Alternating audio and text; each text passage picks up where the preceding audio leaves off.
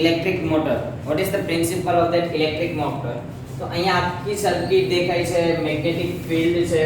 It means કે આનું જો મારે પ્રિન્સિપલ લખવો હોય તો એનો પ્રિન્સિપલ શું થશે? That mechanical energy. Mechanical energy to electrical energy means that it easily converted the mechanical energy into the electrical energy. Mechanical energy it means કે અહીંયા આખું મિકેનિક આપ્યું છે, જે મશીન છે, મશીન વર્ક કરશે ત્યારે તમને શું મળે છે? ઇલેક્ટ્રિકલ એનર્જી છે એ મળે છે. તો એ ઇલેક્ટ્રિકલ એનર્જી મળે છે. સોરી, આને ઊંધું થશે કે ઇલેક્ટ્રિકલ એનર્જી છે એનો યુઝ કરીને તમે એનું મિકેનિકલ વર્ક પણ ફોર્મ કરી શકશો. સો તમારી પાસે મોટર છે, એના માટે પ્રિન્સિપલ લખવાનો કે તો તમારે લખવાનું થશે that electrical energy to mechanical energy. But એનો આપણે યુઝ ક્યાં કરીએ છીએ? તો mechanical energy to electrical energy ની અંદર એનો યુઝ કરીએ છીએ.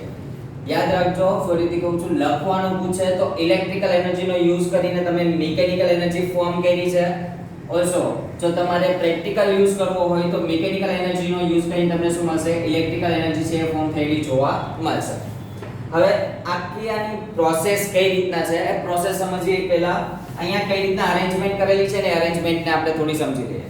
ફર્સ્ટ ઓફ ઓલ મારી પાસે એક મેગ્નેટ છે, એ મેગ્નેટને મેં સેટ કરેલા છે. એક એન પોલ છે અને એક એસ પોલ છે. હવે આ મેગ્નેટ છે તો આપણને ખબર છે કે મેગ્નેટ હશે તો એના અરાઉન્ડ જે આજુબાજુનો એરિયા છે, ઇટ મીન્સ કે આ એરિયા હશે, એ એરિયાની અંદર શું જનરેટ થશે? Magnetic field. હવે આ જે મેગ્નેટિક ફિલ્ડ જનરેટ થયું છે, આ મેગ્નેટિક ફિલ્ડની અંદર આપણે એક સર્ક્યુલર લૂપ મૂકીએ છીએ. શું રાખીએ છીએ? That circular loop. અને સર્ક્યુલર લૂપ આપણી પાસે કઈ છે? That A B C and D, એટલે કે A B C D. અને આ સર્ક્યુલર લૂપ કોપર વાયરની છે એ મેં અંદર મૂકેલી છે. હવે આ સર્ક્યુલર લૂપ ABCD છે, કોપર વાયરની બનેલી, એને આપણે મેગ્નેટિક ફિલ્ડની વચ્ચે પ્લેસ કરી છે. આફ્ટર ધેટ એ બંને વાયરને મેં કનેક્ટ કરીને રાખ્યા છે વિથ ધ બ્રશિસ, એટલે કે x and y. અહીંયા જે ડોટ શો કરેલા છે એ ડોટ એ શું શો કરે છે? x and y brushes. આ બ્રશની જોડે તમે ચેક કરો તો તમને એક સેમી સર્કલ જેવું કંઈ એક અરેન્જમેન્ટ દેખાય છે. અને તે અરેન્જમેન્ટ છે ને આવડી આ સેમી સર્કલ બ્લેક જે બોર્ડર લાઈન છે, that one is known as split rings. તો આ સ્પ્લિટ રિંગ્સ શો કરે છે. સ્પ્લિટ રિંગ નો મીનિંગ શું છે?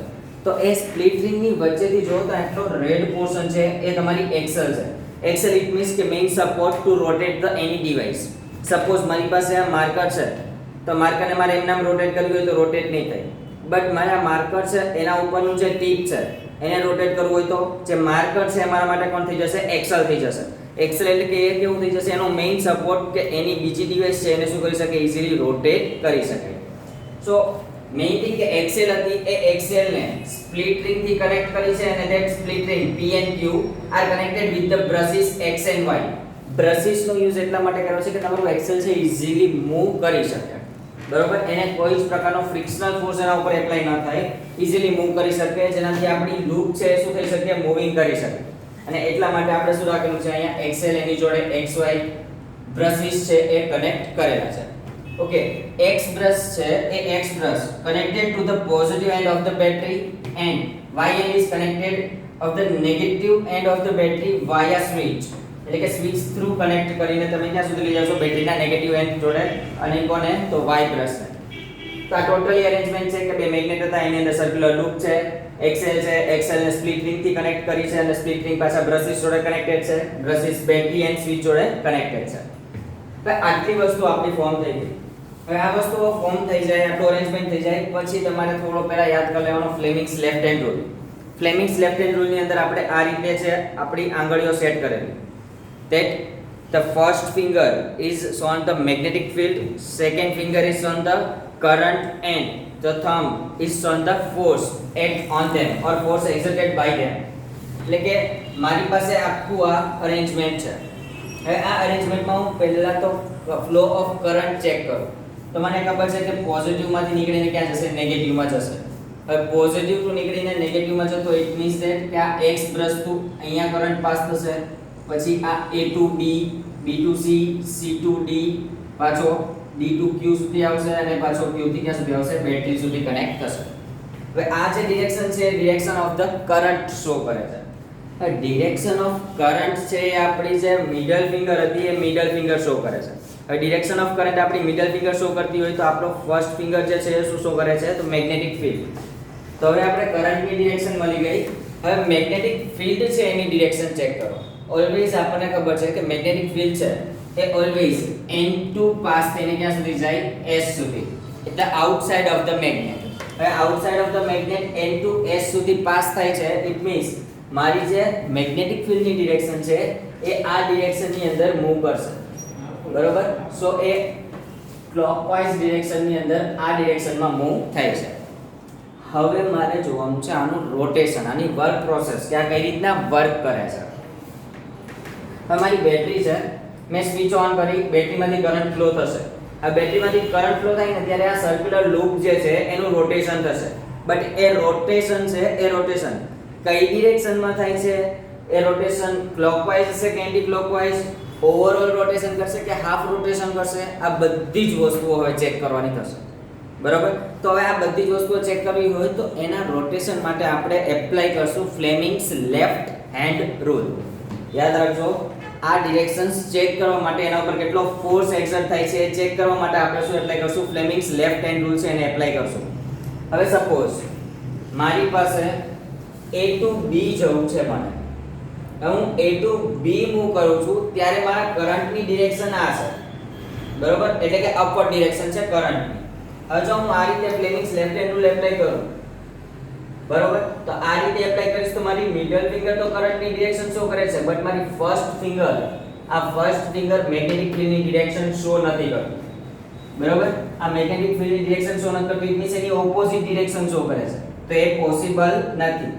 સો તમારો જે હેન્ડ છે એને તમારે આ રીતે પ્લેસ કરવો પડશે, બરોબર. હવે તમે આ રીતે પ્લેસ કરશો, ઇટ મીન્સ કે આ જે મારી ફર્સ્ટ ફિંગર છે એ ડિરેક્શન ઓફ ધ મેગ્નેટિક ફિલ્ડમાં અપ્લાય થયેલી છે, મિડલ ફિંગર કરંટની ડિરેક્શનમાં છે.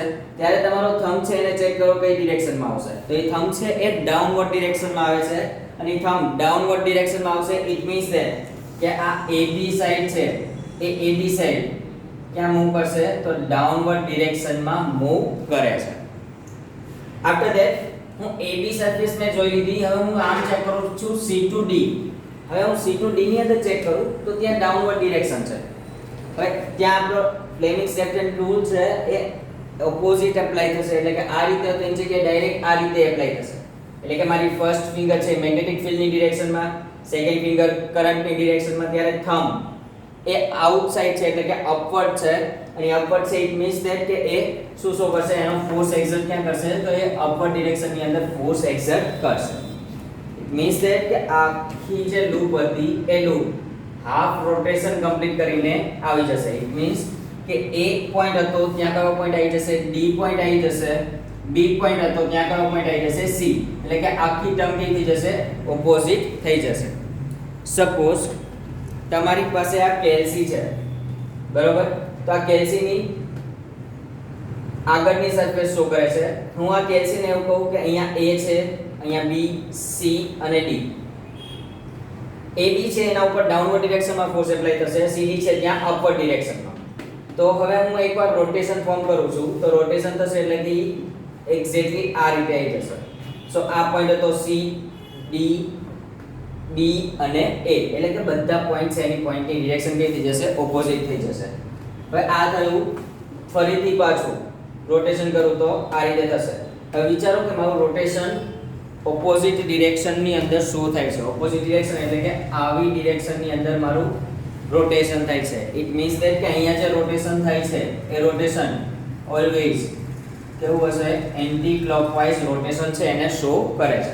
અને આ એન્ટી ક્લોકવાઇઝ રોટેશન શો કરે છે અને હાફ હાફ રોટેશન શો કરશે. એકવારમાં આખો રાઉન્ડ પૂરો નથી કરતો. CD હોય તો એની પ્લેસ ઉપર પાછું નથી આવતું, CD છે એ AB ની પ્લેસ ઉપર આવે છે. એટલે કે હાફ હાફ રોટેશન કમ્પ્લીટ કરીને તમને શું આપે છે? મિકેનિકલ વર્ક છે ફોર્મ કરીને આપશે. હવે આ ટોટલી એક્સપ્લેનેશન હતું કે કઈ રીતના વર્ક કરે છે. હવે ટેક્સ્ટ બુક વાઇઝ ચેક કરી લો કે ટેક્સ્ટ બુક ની અંદર કઈ રીતના આપણને એક્સપ્લેન કરેલું છે. Page number 232 that electric motor. An electric motor is rotating device. Rotating device ખબર છે કારણ કે અહીંયા અંદર શું થાય છે રોટેશન ફોર્મ થાય છે. That convert the electrical energy to the mechanical energy. Underline કરી દેજો એ તમારો પ્રિન્સિપલ છે. એ ઇલેક્ટ્રિકલ એનર્જી ને શેમાં કન્વર્ટ કરે છે મિકેનિકલ એનર્જીમાં. હા પ્રેક્ટિકલ એપ્લિકેશન્સ હશે એમાં mechanical energy to electrical energy થશે બટ મેઇનલી એનું પ્રિન્સિપલ શું છે તો ઇલેક્ટ્રિકલ એનર્જી શેમાં કન્વર્ટ કરે છે મિકેનિકલ એનર્જીની અંદર કન્વર્ટ કરે છે. Electric motor is used as an important component in electric fans. એટલે કે આપણા ઘરે જેટલા પણ સીલિંગ ફેન્સ છે બધા જ ફેન્સ આ ઇલેક્ટ્રિકલ મોટર ઉપરથી ચાલે છે. After that refrigerators. Refrigerator it means fridge. આપણા ઘરે જે ફ્રીજ છે એ ફ્રીજના નીચેના પોર્શનમાં એક મોટર ફિટ કરેલી હોય છે કે જે કન્ટિન્યુઅસલી રોટેટ થાય છે અને રોટેશન વાઇઝ આપણા ફ્રીજની અંદર કુલિંગ ઇફેક્ટ છે એને પાસ કરે છે. After that mixtures, washing machines, computers, MP3 players etc. MP3 player હોય તો એની અંદર જે તમે ડિસ્ક મૂકો છો તો એ ડિસ્ક કન્ટિન્યુઅસલી રોટેટ થશે તો તમને સોંગ સંભળાય છે. આફ્ટર ધેટ મિક્સર હશે કોઈ વસ્તુને તમારે મિક્સ કરવી છે તો મિક્સર છે એનો ઓન કરશો તો એ પણ રાઉન્ડ એન્ડ રાઉન્ડ રોટેટ થાય છે. તો આ બધા જ ઇક્વિપમેન્ટ એવા છે કે જેમાં સૌથી વધારે યુઝ કરવાનો કરીએ છીએ આપણે ઇલેક્ટ્રિક મોટરનો યુઝ કરીએ છીએ. Do you know how an electric motor works? કઈ રીતના વર્ક કરે છે એના માટે જો તમને ડાયાગ્રામ પણ આપેલી છે અને ડાયાગ્રામ વાઇઝ તમને સમજાવેલું પણ છે. That an electric motor as shown in figure 13.15 consists of a rectangular coil ABCD. Rectangular coil A, B, C and D. After that, a insulated copper wire. એના ઉપર શું છે insulated copper wire છે.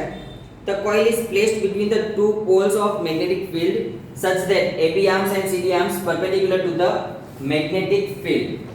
હવે check કરો કે તમારી પાસે મેગ્નેટિક ફિલ્ડ છે એ મેગ્નેટિક ફિલ્ડની ડિરેક્શન આ છે. એનાથી હું AB આર્મને ચેક કરું કે CD આર્મને ચેક કરું બંને કેટલા ડિગ્રીનો તો 90 ડિગ્રીનો એંગલ ફોર્મ કરે છે. બંને 90 ડિગ્રીનો એંગલ ફોર્મ કરે છે ઇટ મીન્સ ધેટ એ એકબીજાથી કેવા છે પરપેન્ડિક્યુલરલી શો થાય છે. After that, the end of the coil are connected to the two halves P and Q of the split rings. Two halves એટલે બે હાફ ઓફ રિંગ છે એક P રિંગ છે અને Q રિંગ છે એની જોડે આખી જે તમારી સર્કિટ હતી ABCD એ એની જોડે કનેક્ટ કરેલી છે. And attached to an axle. એ વચ્ચેના જે મેઇન એક્સલ કે જેના થ્રુ રોટેશન કમ્પ્લીટ થાય છે એના જોડે શું છે કનેક્ટેડ છે. The inner side of these halves are insulated and attached to an axle and the external conducting edges are connected to the P and Q touch the two conducting stationary brushes X and Y respectively. So જે આ P axis હતી તો આ P માટેની જે split ring છે P એ X જોડે connected છે. X શું છે તો બ્રશ છે. Q છે એની રિંગ છે સ્પ્લિટ રિંગ એ Y બ્રશ જોડે શું કરેલી છે કનેક્ટ કરેલી છે. Now current in the coil ABCD enters from the source of the battery through conducting brushes X and flow back to the battery through the brushes Y. હવે brushes છે એની wise આપણે શું કરીએ છે conducting brushes છે easily pass કરશે current. તો બેટરીનો પોઝિટિવ એન્ડ છે જ્યાંથી કરંટ તમારો ફ્લો થાય છે તો પોઝિટિવ એન્ડ એ X જોડે કનેક્ટેડ છે. સો આપણે શું લખીએ છીએ કે X થ્રુ કરંટ છે સર્કિટમાં જાય છે કોઇલમાં જાય છે અને Y થ્રુ એ કરંટ પાછો ક્યાં જતો રહેશે બેટરીમાં જતો રહે છે. Notice that the current in the arm AB of the coil flows from A to B and arm CD it flows from C to D. AB હોય તો A to B સુધી કરંટ ફ્લો થશે. CD હોય તો C to D સુધી current શું થાય છે ફ્લો થાય છે. Now opposite to the direction of the current through arm AB on the applying Fleming's left hand rule for the direction of the force on the current carrying conductor.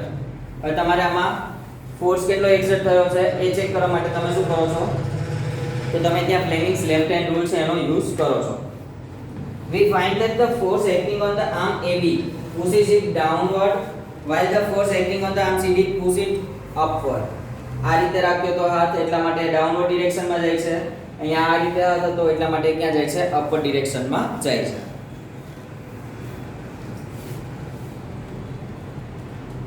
Thus the coil of the axle O mounted free to turn about an axis. એટલે કે આ force લાગશે એટલા માટે શું કરશે એક rotation છે એ રોટેશનને કમ્પ્લીટ કરે છે. And the rotate anti clockwise. અહીંયા રોટેશન એન્ટી ક્લોકવાઇઝ શો થાય છે. આપણે અહીંયા અંદર ડિરેક્શન શો કરી છે. at half rotation q makes the connect with brushes x and p with brush y. જો રોટેશન કમ્પ્લીટ થશે તો આ q છે અને p છે એ x and y જોડે કનેક્ટેડ છે, એ આખો સુધી જશે રોટેટ થાય છે. Therefore the current to the coil gets reversed and flow along with the path DCBA. એટલે કે આ બધા પોઈન્ટ છે, પોઈન્ટ શું થઈ જશે, ચેન્જ થઈ જશે. સપોઝ એ પોઈન્ટ ચેન્જ થઈ છે તો આપણે એના માટેની એક ચેક કરીએ. આ રીતે છે, હવે અહીંયા A હતો, B હતો, C હતો અને D હતો. હવે આ આખું રોટેટ થઈ જાય, ઇટ મીન્સ કે અહીંયા C આવી જશે, નીચે D, અહીંયા પણ આવી જશે B અને અહીંયા A. હવે ચેક કરો કે ફ્લો ઓફ કરંટ છે ક્યાંથી પાસ થશે, તો D C B A. બરોબર, તો આ રીતે તમારો કરંટ છે એ શું થશે, હવે પાસ થશે after half rotation. A device that reverses the direction of flow of the current through a circuit is called the commutator. Underline કરી દેજો કે ડિવાઇસ છે કે જેમાંથી રિવર્સ ડિરેક્શન ની અંદર ફ્લો ઓફ કરંટ શો થાય છે, તો એવી જે સર્કિટ છે or એવી જે સ્પ્લિટ રિંગ્સ છે, they are all known as the commutator. And in electric motor the split ring act as the commutator. આ સ્પ્લિટ રિંગ્સ જે છે એના જેવું વર્ક કરે છે, તો કમ્પ્યુટેટર જેવું વર્ક કરશે કે જે આખો ફ્લો ઓફ કરંટ છે એને શું કરી દે છે, રિવર્સ કરી આપશે. And the two reversal of current also reverse the direction of the force acting on them to the arm AB and CD. Thus the arm AB to the coil was earlier pushed down, now pushed up, and CD previously pushed up is now pushed down. આખી term અહીંયા check કરો તો AB છે એ downward જતું હતું, CD છે એ upward જતું હતું. હવે આ એકવાર રોટેશન થઈ ગયું પછી અહીંયા CD જે છે એ હવે કઈ ડિરેક્શનમાં જશે, તો ડાઉનવર્ડ ડિરેક્શનમાં જશે. AB છે તો એ ક્યાં જશે, અપવર્ડ ડિરેક્શનની અંદર મૂવ કરશે. જે પહેલા એના ઉપર થયું હતું જે રિએક્શન, એના કરતા ઓપોઝિટ રિએક્શન થશે. AB હતું તો પહેલા ડાઉનવર્ડ ગયું હતું, તો આફ્ટર રોટેશન હાફ રોટેશન એ શું કરશે, AB અપવર્ડ જશે. And therefore the coil and axle rotate the half turns more in the same direction. એટલે કે આવા ઘણા બધા હાફ રોટેશન છે એક જ ડિરેક્શનમાં, એટલે કે એન્ટી ક્લોકવાઇઝ જ એ ઘણા બધા રોટેશન છે એને કમ્પ્લીટ કરે છે. The reversing the current repeated at the each half rotation giving rise to the continuous rotation of the coil and to take the axle. એટલે કે આ હાફ ઓફ રોટેશન છે કન્ટિન્યુઅસલી એની ડિરેક્શન AB હતો પહેલા downward પછી upward, CD upward પછી downward, તો આવું રોટેશન થાય છે હાફ ઓફ રોટેશન. એના વાઇઝ તમારી આખી એક્સેલ છે કન્ટિન્યુઅસલી આને શું કરશે, રોટેટ એન્ડ રોટેટ કરાવ્યા કરશે. નાઉ તો commercial motor use. Commercial motor છે એનો યુઝ ક્યાં થાય, an electromagnet in place of the permanent magnet. જે જગ્યાએ તમે પરમનન્ટ મેગ્નેટ યુઝ કરો છો ત્યાં તમે ઇલેક્ટ્રોમેગ્નેટનો યુઝ કરી શકો, એના માટે તમે કોમર્શિયલ મોટરનો યુઝ કરો છો. After that, large number of turns of the conducting wire in the current carrying coil. અહીંયા તમારે વધારે જો મેગ્નેટિઝમ જોતું હોય અથવા તો વધારે ફોર્સ એપ્લાય કરવો હોય તો અહીંયા જે વાયર છે એ આપણે સિંગલ લૂપ લીધી છે, જગ્યાએ n ટર્ન્સ લઈ લો તો તમને વધારે કંડક્ટન્સ જોવા મળશે. And a soft iron core which the coil is wound. The soft iron core on which the coil is wound plus the coils is called the armature. એટલે કે મારી પાસે અહીંયા એક્સેલ છે, સપોઝ મને બહુ સોફ્ટ કોર છે અને એના ઉપર હું વધારે વાયર ટ્રેપ કરતો અને પછી જો એનું રોટેશન થાય એટલે પોતે મેગ્નેટિક ફીલ્ડ જેવું ફોર્મ થશે અને પોતે મેગ્નેટિઝમ શો કરશે, ધેટ્સ વાય એને શું કહે છે, આપણે આર્મેચર કહીએ છીએ. And this enhance the power of the motor. અને એનાથી જ આપણને પાવર ઓફ મોટર છે, વધારે પાવરની મોટર, લો પાવરની મોટર, એવી મોટર્સ છે એ શો થાય છે. બરાબર.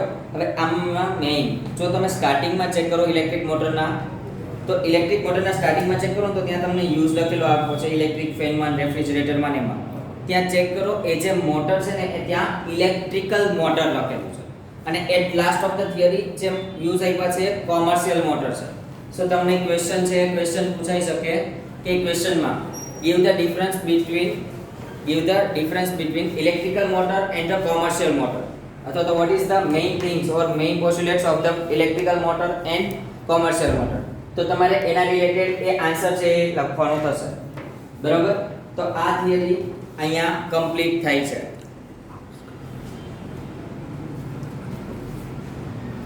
હવે આમાં જેટલાને